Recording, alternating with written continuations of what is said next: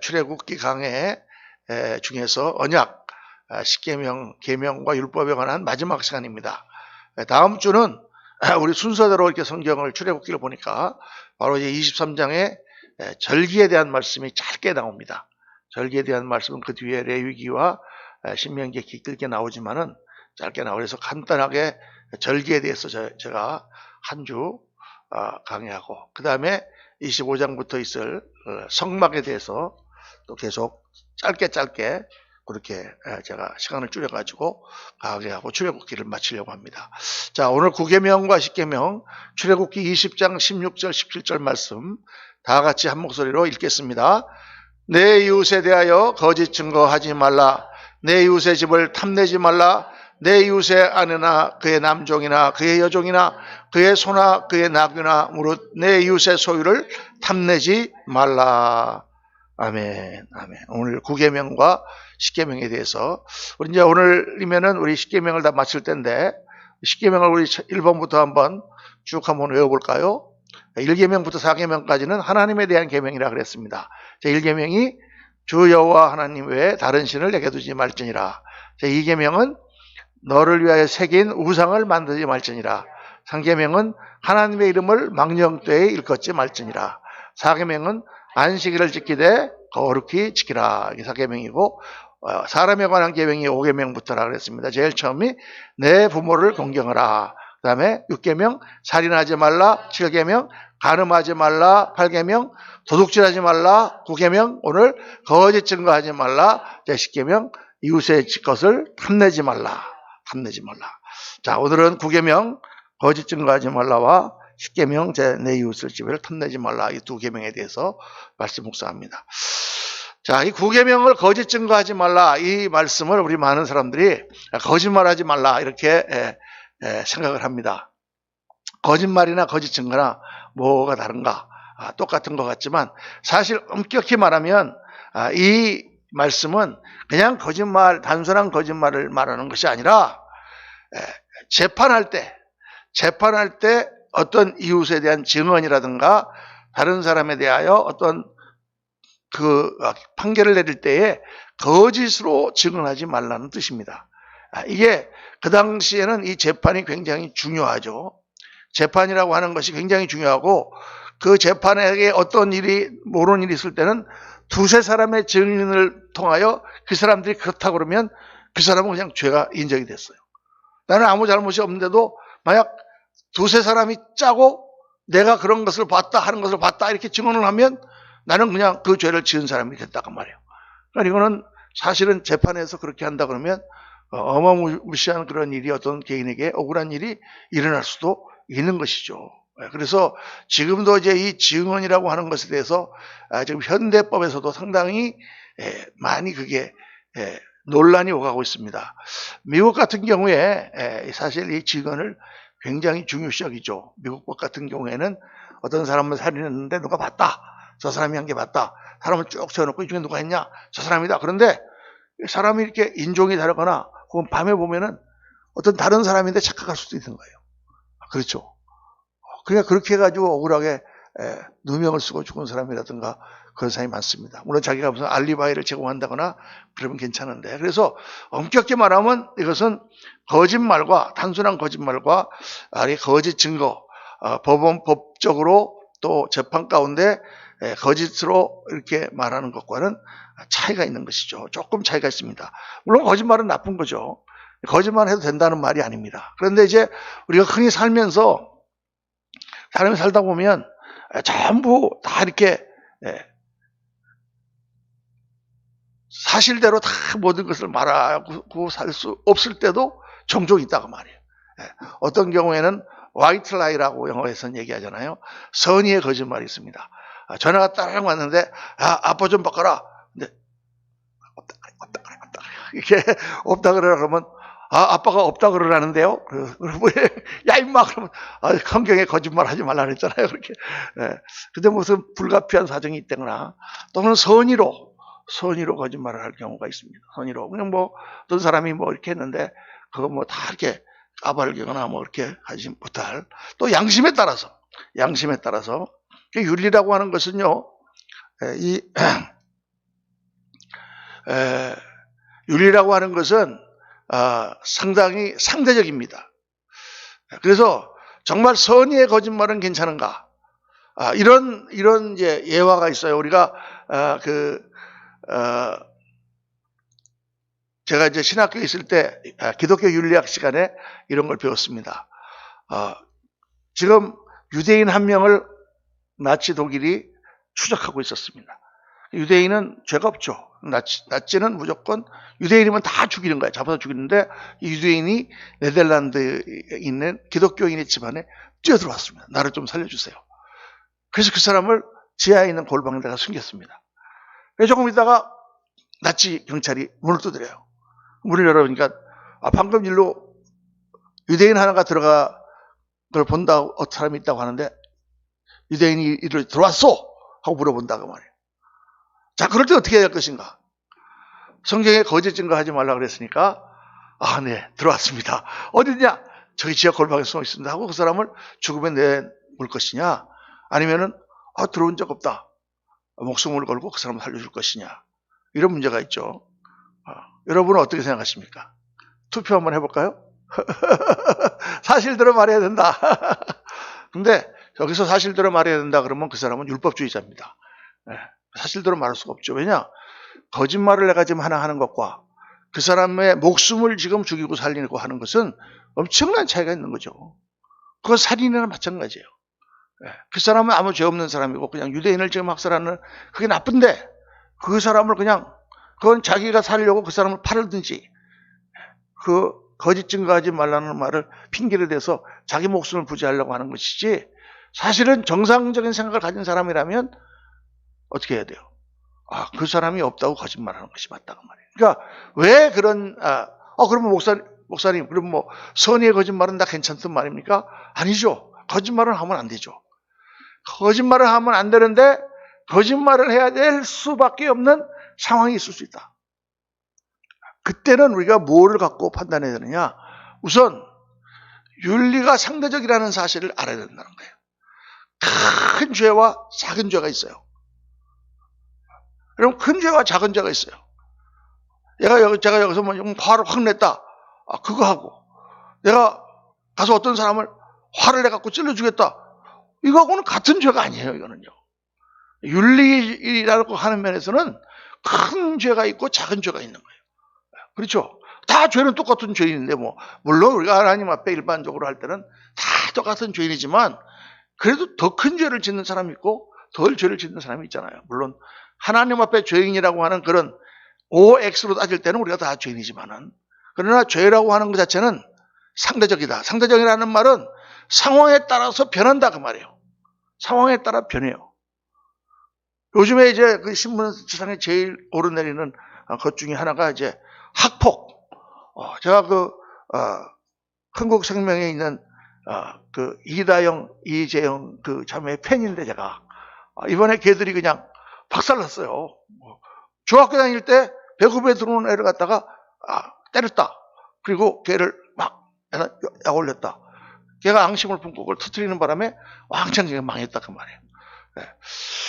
지금 세상은 어떻습니까? 지금 세상에는 이렇게 사람 운동부라고 그래갖고 운동부 모여갖고 다 모여 뒷마당에 모여 선배부터 다 줄 빻다 그래갖고 다 엎드려 뻗쳐 그래갖고 막 야구방망이 패고 이러는 건 지금 세상에는 절대 하면 안 되죠. 지금 세상에는 그거 한번 해다 걸리면은 그냥 막 구속도 되고 막 애가 자살하고 막 난리가 나고 신문지상에 지금 온갖 온통 사회 문제가 막 그랬다 그 말이에요. 그런데 제가 자랄 때, 제가 청년일 때는 그게 우리 한국 사회의 일반적인 규범이었어요. 믿거나 말거나. 그때는 그래 고등학교 들어가면 무슨 클럽 같은 데 가면 다 뒷마당에 모여 그러면 다 줄받다 한번 맞는 게 보통이고 한번 맞아야 나는 이제 이 클럽의 일원이 되었구나. 맞아야 나는 이제 운동선수가 되었구나. 이런 분위기가 있었어요. 군대에서도 물론 빠따 많이 맞았죠. 군대에서 빠따 맞은 거 생각하면 이루 말할 수 없습니다. 얼핏하면 집합 그래갖고 다 빠따 치는 거예요. 그때도 우리 때도 구타금지 이런 거 다 있었거든요. 근데 구타금지 그런 건 아무도 지키는 사람이 없어요. 군대 가면 의뢰 빠따 맞고 의뢰 남자는 그런 거 갖고 툴툴 털고 허허 웃고 마는 거지. 그런 거 갖고 가갖고 상관에게 무슨 이렇게 소원술이 써가지고 제가 빠따를 몇 대 맞았으면 이러면 저 쫌팽이라고 우리 생각하는 그때의 우리 기준은 그랬다고 말이에요. 근데 시대가 바뀌면서 그거 다 달라졌어요. 지금 조금이라도 무슨 폭행을 하거나 남을 밀치기만 해도 폭행죄로 잡혀 들어가는 세상입니다.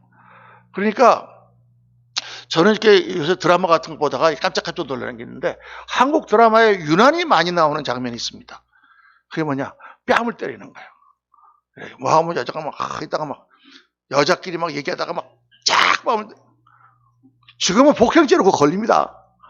당장에 경찰이 와갖고 잡아가야 되는 거예요. 그 옛날 그 드라마의 그 컨셉을 그냥 갖고 하는 거예요, 지금요. 사실 그런 일이 없죠. 무슨 일이 있어도. 그러니까 시대에 따라서 바뀝니다. 성경에 보면은 아이에게 째찍을 아끼지 말라 그랬어요. 아이에게 째찍을 아끼면은 그 아이를 망치는 거다. 아이를 째찍으로, 그 당시에는 째찍으로 아이들을 때렸어요. 말 안 들으면. 우리 어렸을 때도 회초리로 맞았습니다. 미국에서는 벨트를 끌어갖고 애들 궁뎅이를 때렸어요. 그래서 미국 가서 제가 좀 놀란 게, 아이를 이렇게 막대기로 때렸다 그러니까 그 무자비한 일이 벨트로 때려야지 이렇게 얘기를 하는 거예요. 우리 벨트로 때렸다 그러면 우리는 그 무자비하게 벨트로 째찍으로 애를 막대기로 때려야지. 그러니까 이 컨셉이 문화에 따라서 그건 다 다른 거다 그 말이에요. 그러니까 이 윤리적인 그러한 문제는 상대적이고 시대에 따라서 변하고 상황에 따라서 변한다. 상황에 따라서. 아까 얘기한 네덜란드 기독교인 집에 유대인이 들어왔을 그런 상황에서는 거짓말하는 것, 이게 사실 그게 아니죠. 저도 그런 경우가 많이 있습니다만은, 이제 미국에서 목회할 때 그런 일도 있었어요. 정말. 자, 그러면은 어디까지가 그러면 선의의 거짓말이고 어디까지가 그러면 악한 거냐? 이거를 뭐로 가지고 판단해야 되느냐? 하나님 앞에 신앙 양심을 가지고 판단해야 된다. 신앙 양심이라. 이 신앙 양심이라는 것은요, 정말 뭐로 자로 잰 게 아니에요. 율법이라는 것은 딱 외형적으로 요거는 죄고, 요거는 아니고, 요거는 죄고, 요거는 아니고 이렇게 되어 있지만은, 신앙 양심이라는 것은 이게 거무줄처럼 드러나기도 하고, 이걸 어떻게 얘기할 수가 없는 거예요. 그런데 신앙 양심이에요. 신앙 양심. 하나님 앞에 나의 양심. 정말 어떤 양심을 갖고 살아야 되느냐. 그러니까 그런 이 9계명은 거짓 증거하지 말라. 이 계명은 엄격히 말하면 우리 안에 있는 진실됨, 하나님 앞에 떳떳한 양심에 관한 계명이다. 이렇게 말할 수 있습니다. 왜냐하면 어떤 경우에는 거짓말을 하고 어떤 경우에는 거짓말을 하면 안 되는가. 자, 그 첫째가 뭐냐? 첫째, 하나님 앞에 떳떳한 양심을 가져야 된다. 하나님 앞에 내가 양심이 들어오지면 나의 믿음 자체가 그게 붕괴되는 것입니다. 그 자체가 가식적인 종교들입니다. 남들한테 다 거짓말을 하면서 하나님 앞에 속이면 그 사람은 믿음이 없는 사람이다.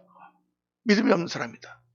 양심이 없는 것은 실제로 믿음이 없는 사람입니다. 사람들은 다 그 사람을 좋게 볼 수 있지만은 그 사람은 실제로 하나님 앞에서는 버림받은 거나 마찬가지다라고 성경은 말씀합니다. 그래서 말씀 보면 디모데전서 1장 19절 다 같이 한번 읽어보겠습니다.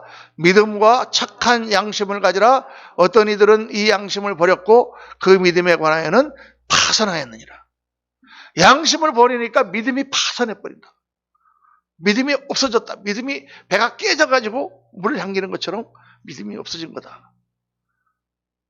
정말 거짓말을, 거짓 행동을, 악한 짓을 다 하면서도 뻔뻔하게 하나님 앞에 나와서 이렇게 다 아닌 것처럼 할 때 그 사람은 믿음은 파산된 거다.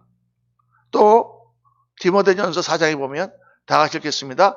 그러나 성령이 밝히 말씀하시기를 후일에 어떤 사람들이 믿음에서 떠나 미혹하는 영과 귀신의 가르침을 따르리라 하셨으니 자기 양심에 화인을 맞아서 의식함으로 거짓말하는 자들이라. 그런데 하나님을 믿는다고 하고 영생을 믿는다고 하고 하나님 앞에 서서 내가 하나님의 일을 한다고 하는 사람들 중에 보니까 이런 사람들이 있더라고 말이에요. 양심의 화인을 맞아서 자기가 잘못을 했는데도 그 잘못 아니다. 그거는 뭐 그럴 수 있다. 옛날에 어떤 이단에 거기 있는 분들 보니까 라스베가스 가서 노름을 해놓고도 내가 건축원금을 따려고 하나님이 지시를 해갖고 내가 노름을 하느라고 얼마나 힘들었는데 뭐 일단 그거는 양심에 화이 맞은 거예요. 그건요. 자기가 가서 노름을 교회 돈으로 해놓고 그런 그 이단이 있었잖아요. 뭐 만민교회인가 뭔가 그런 게 다 양심에 화이 맞은 거다. 그 하나님 앞에만은 그러니까 다윗 아까 우리가 부른 찬송에 정결한 마음 주시옵소서 하고 우리가 찬양할 때 거기 보면은 정직한 영을 새롭게 하소서, 정결한 마음 주시옵소서, 정직한 영을 새롭게 하소서 하고 성령이 나에게서 떠나지 않게 하옵소서라고 이렇게 말씀하잖아요. 그게 다윗이 범죄하고 나서 하나님 앞에 회개하면서 부른 다윗이 끔찍한 범죄를 저질렀죠. 다윗의 범죄는 뭐 제가 얘기하지 않아도 여러분 잘 압니다. 어떤 여인에게 여인을 보고 그 여인이 목욕하는 것을 보고 그 여인을 물어보니까 가장 충성된 장군 우시아의 아내야. 그런 데려다가 간음하고 우시아가 아니라 우리야. 죄송합니다. 우리아의 아내. 그래가지고 그걸 나중에는 그 아내 여인이 임신하니까 그 우리아를 죽이게 만드는 정말 치사하고 악한 이런 범죄를 저질렀는데 하나님이 다윗을 용서하시잖아요. 그래가서 예수 그리스도가 아브라함과 다윗의 자손 예수 그리스도의 계보라. 그런데 그 다윗하고 비교되는 사울을 보면 사울은 뭐 그렇게 큰 잘못한 게 아니야. 사울은 윤리적으로 보면 제사를 다 지내고 가야 되는데 제사장 사무엘이 안 오니까 자기가 제사 지내고 나간 거 그 죄. 그 다음에 가서 아말렉에 있는 것을 다시도 남기지 말고 죽이라 그랬는데 여자들하고 소하고 양 중에 좋은 거 남겨놓은 거 그거밖에 없어요. 그런데 사울은 하나님으로부터 버림받고 다윗은 하나님으로부터 구제를 받습니다. 용서를 받습니다. 이거에 대해서 의문을 가진 사람들이 많아요. 범죄는 다윗이 더 지독하게 했는데 근데 그 차이가 뭐냐? 오늘 제가 확실하게 알려드릴게요. 사울은 자기가 그런 죄를 범해 작은 죄였겠지만 그런 죄를 범하고 하나님이 죄를 뭐라고 할 때 자기가 그것을 잘못했다고 했지만 정말 하나님 앞에 회개하지 않습니다. 그리고 하나님이 당신 버렸다고 그러니까 사무엘이 옷깃을 붙잡고 사람들 앞에서 나를 하나님이 버렸다고 얘기하지 말아달라. 사람들이 나를 왕으로만 인정해주면 그걸로 만족하는 사람이 사울이에요. 근데 다윗은 하나님 앞에 철저하게 회개하죠. 그리고 나서 이제 다윗은 나중에 이제 압살롬이라든가 뭐 이런 여러 가지 일을 당하면서 그 말년에 정말 고생을 하고 많은 죄를 받지만 다윗은 하나님 앞에서만은 내가 죄인입니다. 내가 못해서부터 나는 죄인입니다. 내가 정말 하나님 앞에 죄를 범했습니다 하고 회개한다고 말이에요. 그게 사울과 다윗의 다른 점이에요. 여러분 우리가 사람들이 어떻게 나한테 돌을 던지고 어떻게 하더라도 내가 정말 하나님 앞에서 내가 죄인인 것을 자복한 것과 사람들 앞에 그냥 이렇게 보이기 위하여 하나님 앞에 자복하지 않은 것은 천지 차이죠. 이 하나님 앞에 자복하는 양심, 이게 바로 오늘 말씀하는 양심입니다. 남들은 다 몰라도 내가 정말 하나님 앞에 내가 어떤 양심을 서느냐, 그 양심에 어긋난 사람은 그 사람은 믿음이 파산한 것이다. 이렇게 성경을 말씀합니다. 그래서 첫째는 떳떳한 양심을 하나님 앞에 가져야 된다. 에베소서 6장에 보면은 영적 전쟁에 대하여 나옵니다. 이 세상의 악한 영들과 이 모든 정사와 권세와 더러운 영들과 이런 모든 것들과 우리가 영적 싸움을 싸워야 되는데 거기에 그래서 너희가 온몸에 영적인 전신갑주를 입으라. 구원의 투구를 쓰고 머리는 구원의 그 복음으로 가득 차고 가슴에는 뭐를 붙여라? 의의 흉배를 붙여라. 세배연경에는 의의 호심경을 붙여라. 호심경, 흉배 어떤 게 더 쉽습니까? 호심경이 쉽습니까? 흉배가 쉽습니까? 흉배가 쉽죠. 근데 그걸 왜 호심경을 바꿨는지 모르겠어요. 호심경, 심을 갖다가 보호하는 그러한 판이다. 그런 뜻이에요. 근데 흉배는 그냥 가슴에 붙이는 판, 그런 뜻입니다. 가슴에 흉배를 붙여서 적과 살이 나라거나 이럴 때 나를 보호하는 것처럼 그 말의 가장 중요한 뜻은 깨끗한 양심을 가지라는 것입니다. 그래서 우리가 어떤 범죄를 하고 뭐 집에서 내가 무슨 일이 있었다, 뭐 아이랑 싸움을 했다, 다 사람들 앞에 나와서 다 내가 고백할 수는 없지만은 그냥 하나님 앞에서만 철저하게 회개하고 내가 정말 그 모든 일에 대해서 하나님 정말 주님 용서해 주십시오 하고 회개하고 하나님 앞에 깨끗한 양심으로 우리가 서야 된다. 이게 제일 중요한 것입니다. 그리고 그 양심에 따라서 우리는 내가 하나님께 기도하며 내가 하나님 앞에 설 때 내가 이런 것은 지금 약간 거짓 그거라도 하나님이 그 상황을 다 인정해 주시면 할 수 있다는 것이죠. 할 수 있다는 것입니다. 근데 이제 이런 건 아니죠. 어디 뭐 이렇게 애들 데리고 놀이공원 가려고 그러는데 딱 써있기를 10살부터 10살까지는 무료. 그랬는데 얘가 지금 11살이야. 야, 10살이라 그래? 이런 건 안 되죠. 왜 안 됩니까? 그거는 자기 이익을 위해서 하는 거기 때문에 안 되는 거예요. 자기 이익을 위해서. 그건 자기 양심에 그건 당연히 거슬려야 돼요. 그런데도 나는 뭐 괜찮아. 이거는 양심이 지금 오염되신 분이야. 화인까지는 안 맞아도 상당히 더러워지고 있는 거예요. 그러니까 우리가 죄를 자꾸 지으면 어떤 현상이 일어나느냐? 양심이 자꾸 더러워집니다. 그래서 더 큰 죄를 져도 별로 양심에 경종이 안 울려. 그래서 어떻게 되느냐? 성령이 소멸된다고 말이에요. 그러니까 아까 우리 부른 찬송에 주의 성령을 내게서 떠나지 말게 하옵소서라는 그 대목이 그래서 나오는 것입니다. 성령이 떠나가기 때문에 양심에 빨간불이 안 들어오니까 나쁜 짓을 하고도 이게 나쁜 짓인 줄 몰라. 나쁜 짓이라고 생각이 안 돼.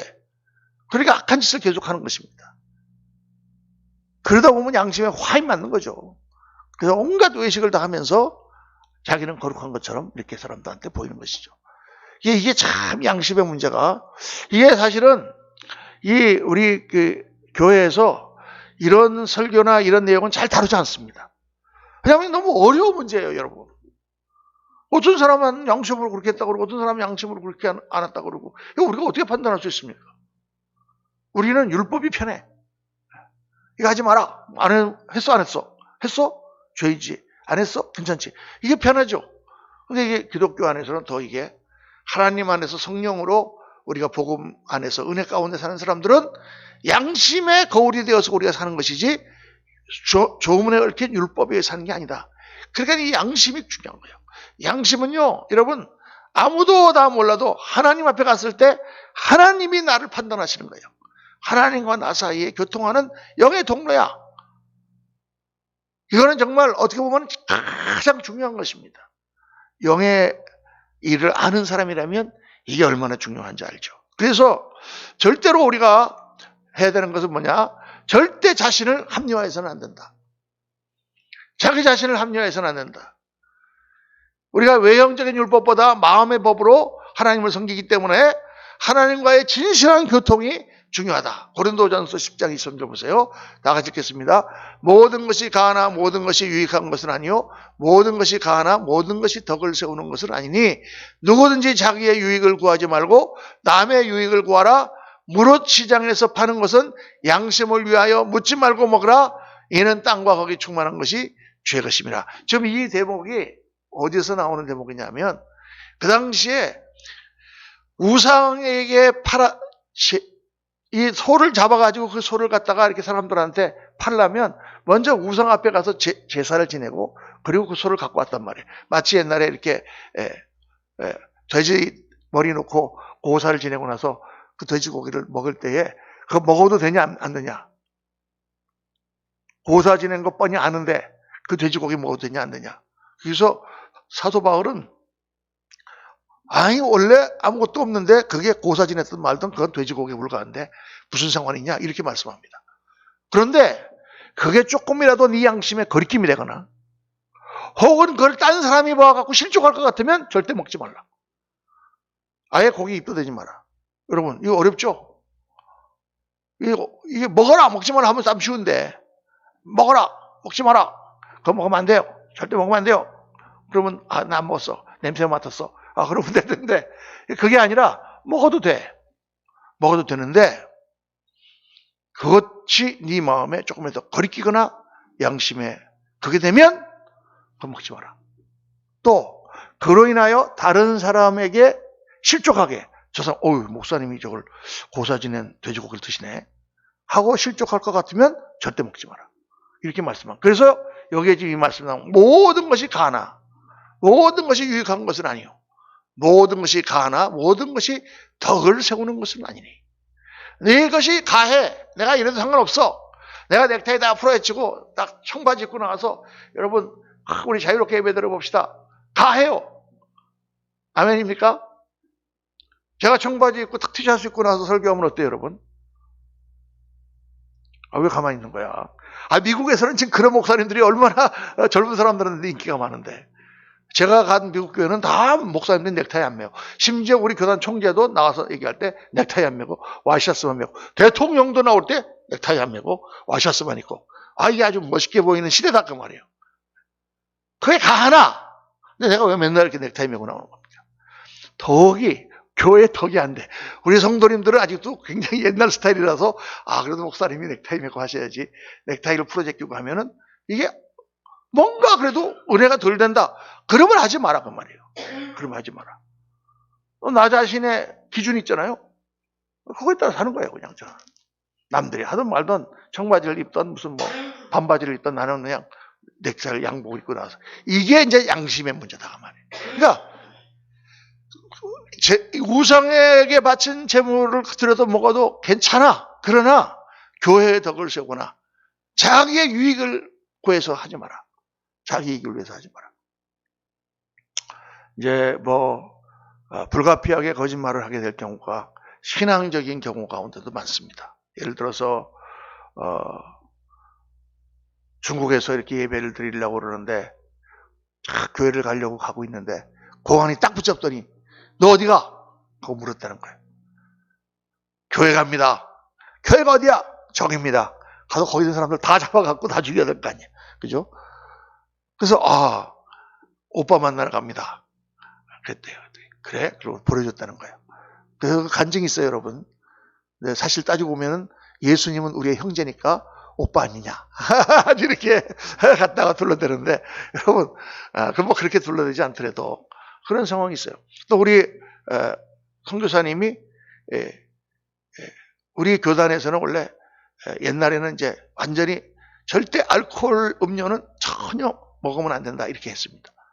근데 몽골에 갔는데 몽골에는 뭐가 있냐면 마유주라는 게 있어요. 마유주. 말젖으로 만든 술. 그거는 결혼식 때 무슨 잔치 있으면 다 어린아이들까지 마시는 거야. 근데 그거는 우리나라 막걸리처럼 것도 알코올이거든요. 그러니까 이거 먹어야 되느냐 말아야 되느냐. 당연히 먹어야 된다. 다 거기 있는 사람들하고 다 친해지니까. 그렇지만 그게 무슨 선교사님이 그 마유주의 맛을 들려갖고 그걸 마시려고 마시느냐. 그건 아니다 그 말이야. 자기 유익을 구하지 말고. 성경에도 몸의 건강을 위해서 포도주를 약간 마셔라. 디모데에게 그렇게 말씀하는 장면이 나오죠. 그러니까 그런 부분 하나하나도 기준을 제가 말씀드려요. 자기 양심에 거리낌이 되면 절대 하지 마라. 그러나 하나님 앞에 자유로운 양심이고 그것이 자기 유익을 구한 것이 아니라 다른 사람의 유익을 구할 때는 양심에 의해서 그럴 수 있다. 이런 기준이 나오는 것입니다. 그래서 여러분 어떤 일을 할 때 누가 와가지고 회사에서 이런 일이 있는데 대통령이 다 외국 원수들이랑 같이 해서 샴페인을 다 들어했는데 그 대통령이 장로야. 그런데 다 건배 그러고 마셨더니 교단에서 대통령이 어떻게 공곡적인 자리에서 알코올을 마느냐. 그거는 제가 볼 때 율법주의입니다. 대통령이 지금 전체적인 그런 거에서 그렇게 할 때 어쩔 수 없어 괜찮아요. 저는 괜찮다고 봐요. 또 어떤 목사님이 이걸 보고 목사는 굉장히 자유주의적이다 이렇게 생각할지 모르지만 저는 이걸 자유주의적으로 생각해서 말씀하는 게 아니라 성경에 그렇게 돼 있다 그 말이죠. 거짓말을 하는 것도 마찬가지다. 우리의 양심으로 신앙생활을 하는 것이 무엇이냐. 여러분 확실하게 깨달으셨기를 기대합니다. 할렐루야. 정말이에요. 그렇게 우리가 이 겉으로 나타나는 율법적인 문제가 아니라 때로는 정말 더 중요한 문제를 위해서 그런 것도 그렇게 할 때가 있다. 그렇게 우리가 생각하고 다음 문제로 넘어가겠습니다. 마지막으로 제10계명 내 이웃의 집을 탐내지 마라. 이것은 죄악의 근원에 대한 경계입니다. 앞에 모든 9계명이 다 엄중한 것임에 맨 마지막 거는 탐내지 말라. 탐내는 것은 보여요, 안 보여요? 안 보이죠. 근데 왜 십계명에 이 탐심에 관한 것이 들어있느냐? 모든 죄악의 근원이 탐심이기 때문입니다. 그러면 에덴 동산에서 하나님께서 모든 과실을 다 먹되 동산 중앙에 있는 선악을 알게 하는 지식의 나무의 열매는 따먹지 말라. 이렇게 말씀했을 때 하와가 뱀의 꼬임에 넘어가서 그걸 따먹었죠. 그 따먹은 것을 뭐라고 성경은 말씀하고 있습니까? 먹음직도 하고 보암직도 하고 지롭게 할 만큼 탐스럽기로 한지라. 그걸 요한일서에 뭐라고 말씀하냐? 육신의 정욕, 안목의 정욕, 이성의 자랑이다. 탐심이다. 그 말이에요. 탐심. 예수님이 광야에서 처음 성령을 받으시고 공생애를 시작하실 때 광야로 나가서 40일 금식하실 때 사탄이 와서 시험을 하잖아요. 제일 처음이 뭐예요? 이 돌을 들어 떡이 되게 하라. 네가 하나님의 아들이거든. 육신적인 욕심. 그 다음에 뭐예요? 높은 성전에 올라가서 뛰어내리라. 천사가 너를 받쳐줄 거다. 명예에 대한, 자기 자랑에 대한 그러한 욕심. 그 다음에 이 세상 모두를 다 보여주면 높은 산에 데리고 가서 나에게 절하면 내가 이 세상에 다 권세를 내게 주겠다. 권력에 대한 욕심. 이 욕심 때문에 인간이 다 망하는 거다는 거예요. 탐심. 그래서 죄악의 근원은 뭐냐? 탐심이다. 탐심이 우상숭배다. 이렇게 말씀하는 것은 바로 이 죄악의 근원이 탐심이기 때문이다. 자, 골로새서 3장 5절, 6절 말씀 다 같이 읽어보겠습니다. 그러므로 땅에 있는 지체를 죽이라. 곧 음란과 부정과 사욕과 악한 정욕과 탐심이니 탐심은 우상숭배니라. 이것들로 말미암아 하나님의 진노가 임하느니라. 여러분, 우리가 모든 것을 하나님께 기도하고 하나님께서 주시고 또 의욕을 가지고 우리 열심히 비전을 가지고 무엇을 이루기 위하여 하는 것은 다 중요한데 이것이 자기 자신을 위한 정욕적인 탐심으로 흐르면 안 된다는 거죠. 탐심으로 흐르면 안 됩니다. 탐심은 우상숭배라 그랬습니다. 곧 음란과 부정과 사욕과 악한 정욕과 탐심이니 탐심은 우상숭배니라. 목회를 하는 목사님들 가운데 우리 한국교회의 가장 큰 어려웠던 점이 뭐냐? 목사님이 그냥 목회를 하시고 양떼들을 보내주신 하나님께 감사하고 그 양떼들을 섬기고 이렇게 그냥 하면 됐을 텐데 탐심을 가지는 탐심을. 더 유명해지고 싶고 더 많이 더 크게. 그냥 교인이 지금 막 2만 명 꽉 차는데도 더 큰 성전을 지어야 돼. 탐심이에요. 제가 볼 때는요. 그게 순수히 주를 위하여 하나님을 섬기는 그런 게 아니에요. 여러분. 나 아니면 안 된다라는 생각. 자꾸 잠깐 있으면 죽을 텐데. 조금 있으면 늙어가지고 다 영성도 떨어지고 할 텐데. 그러니까 탐심이에요. 그것도요. 그러니까 우리가 모든 것에 탐심으로 가면 안 됩니다. 우리 기도 제목 하나님 필요할 때 하나님 도와주세요. 내가 정말 설 수 있게 도와주세요. 하나님 이렇게 하라고 하셨으니까 기도해야 되지만 그것이 탐심으로 가서 기도하면 안 된다고 말이에요. 탐욕은 우상숭배다 그랬습니다. 그래서 이 탐심에 관한 것은 결국은 뭐냐면 이 세상적인 모든 욕심 가운데서 물론 욕심 없이 살 수는 없죠. 우리가 다 욕심이 있어야 됩니다. 길에 대한 욕심도 있어야 되고 거룩한 야망도 있어야 되는데 그것이 자기 자신을 섬기는 탐욕으로 가면은 절대 안 된다. 어떤 것도 공부하는 것도 그렇고 뭐 일하는 것도 그렇고 주의 사역을 하는 것도 그렇고 다 모든 것이 그렇습니다. 그래서 어떻게 하면 우리가 탐심을 이길 수가 있는가? 세 가지를 탐욕의 마음을 갖지 아니하고 주님 앞에 올려서는 세 가지 중요한 비결이 있습니다. 첫째는 영의 눈이 열려야 된다. 영적인 눈이 열려야 된다. 이 땅에 있는 그런 것들보다 더 신령하고 더 가치 있는 것을 우리가 볼 수 있어야 된다. 영의 눈이 어두워지면 세상적 영역이 들어오는 거예요. 하나님 앞에 기도를 게을리하면 세상적인 탐심으로 휩싸이기가 쉽습니다. 그래서 많은 분들이 그래요. 편안할 때 넘어져. 편안할 때. 손줄로 생각하는 자는 넘어질까 주의하라. 그런 말씀도 있지만은 평안할 때. 다윗을 보면 다윗이 언제 넘어졌습니까?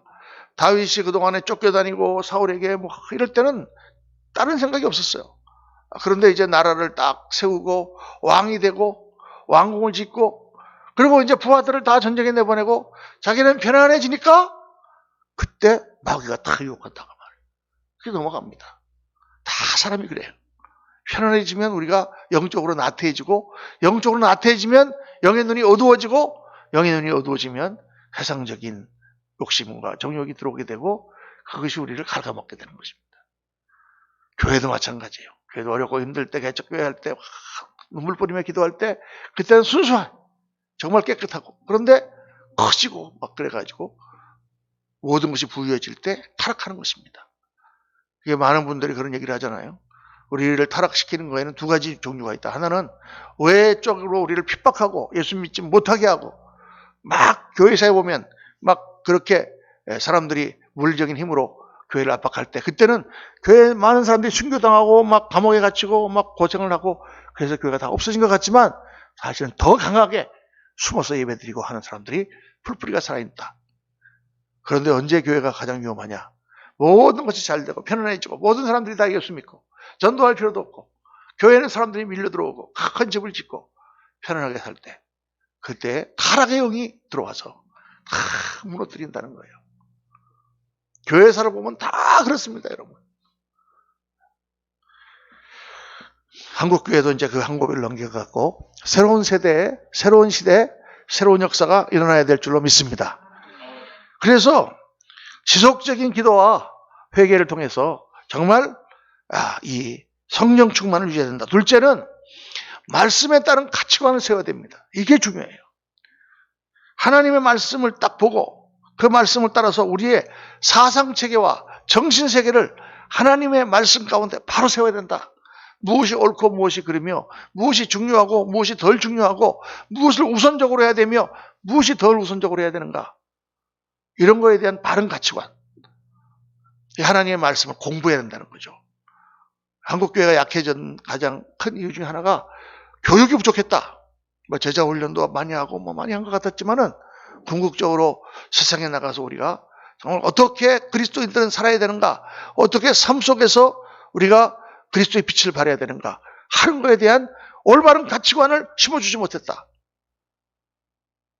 뭐 교회가 자랑하는 게 그냥 하나님께 기도했더니 하나님께서 옆에 있는 논을 사라 그래서 논을 샀더니 글쎄 그게 그냥 100배로 올랐지 않습니까? 그래갖고 그냥 교회가 돈이 많아 들어와갖고 예배당 크게 졌습니다. 막 이 정도 간증밖에 없단 말이에요. 그런 게. 그러나 그걸 궁극적으로 따져보면은 그거는 일종의 투기나 마찬가지예요, 여러분. 그렇죠? 땅값 올라갖고 뭐 배가 아파서 그러는 게 아니라 뭐 그런 거 우리가 바라고 예수 믿는 거 아니잖아요. 그렇죠? 정말 교회가 빛이 되고 정말 하나님의 말씀대로 사는 올바른 가치관, 정치가는 어떻게 정치를 해야 되는가, 사업가는 어떻게 사업해야 되는가, 정직하고 바르게 정말 공정하게 그렇게 우리가 기독교적인 가치관을 정립해낸다. 무엇보다도 이 가치관은 우리 어린 자녀들에게 가르쳐야 됩니다. 바로 가르쳐. 자, 이건 정말 굉장히 중요한 문제입니다. 왜? 지금 이 세계가 전부 무신론적인 가치관, 인본주의적인 가치관.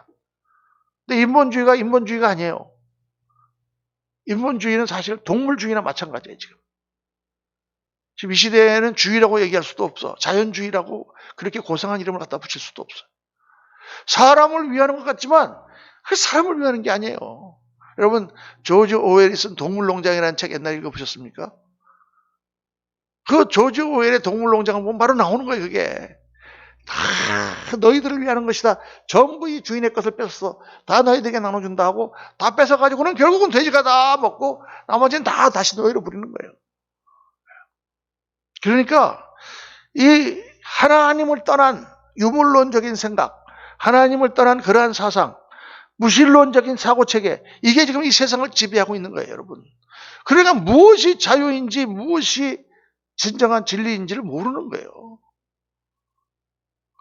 그냥 뭐 시청 앞에서 그냥 빨가벗고 막 그냥 그것만 딱 가리고 막 이렇게 하고 막 하는 게 그게 성적인 자유입니까?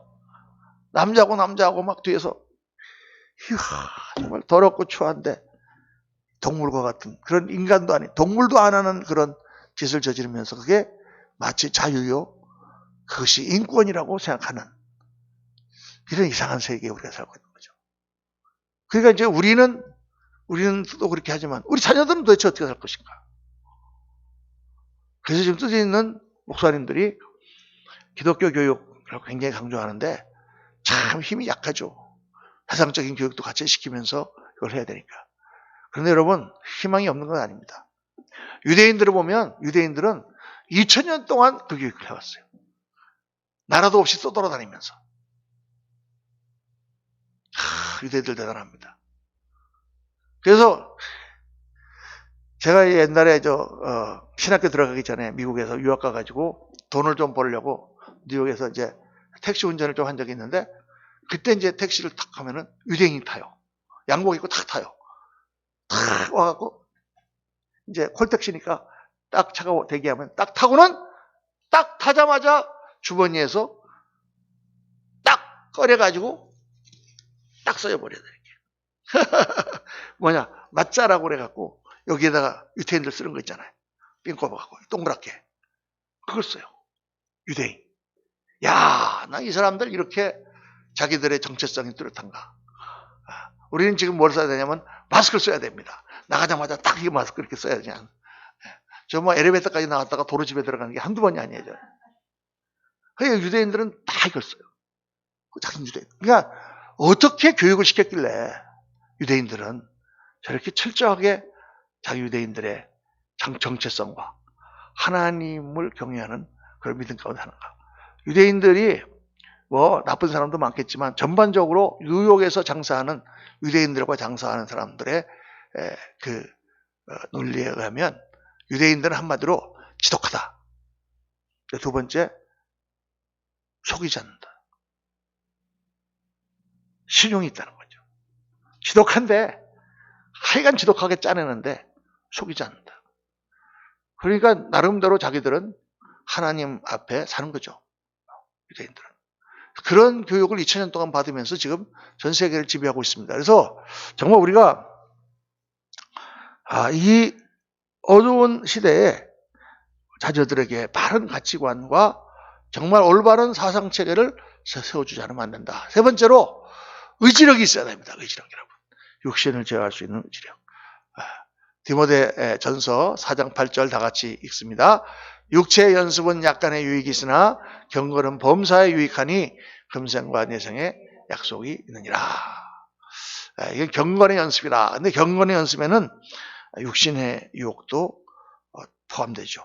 의지력이 약하면 마귀의 유혹에 넘어가기가 쉽습니다. 말씀과 기도가 충만한 것 같은데 편안할 때 마귀의 유혹하면 넘어가 버려요. 악에 대해서 단호하게 대처해야 되는데 그럴 줄 모르는 것입니다.